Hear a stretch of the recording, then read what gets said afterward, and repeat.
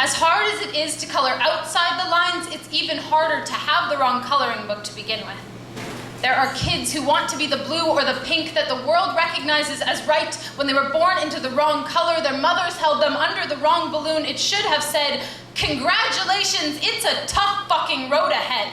But it could have just said love. Let's just say love instead of he, instead of she. Let's call them everything.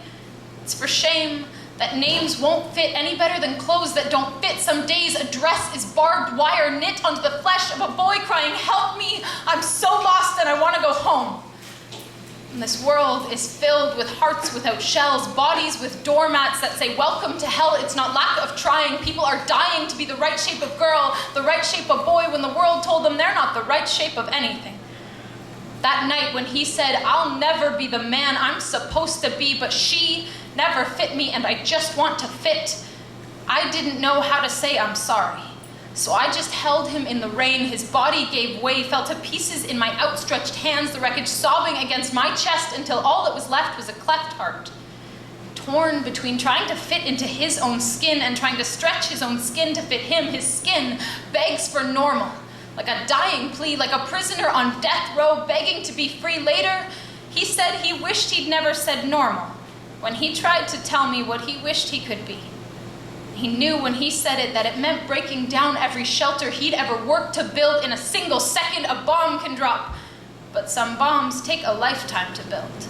The bombs we build out of our own skins, fitting them around the word normal like it's our only hope. We're making rope for the hangings and then asking why.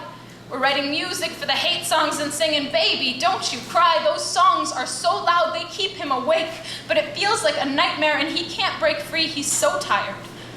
I want to wrap him in sleep, lift him up to the stars and say, "Look, this is beauty." I think he's so beautiful, it's hard to look at him sometimes. And I want to say I'm sorry that I think he's beautiful when his body is a trap, not safe from bombs that drop so loud they stop him from sleeping. So I'm keeping every piece of him as he falls apart. I'm calling him everything.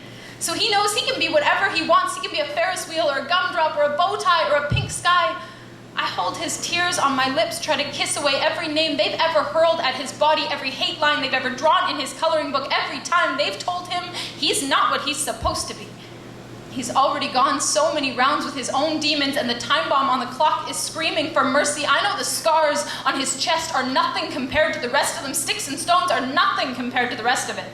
His bones hurt from calling each other names that leave bruises on his insides. I'm standing ringside watching his boxing match against the world and wishing with all I have that the world loses and he wins the title of everything.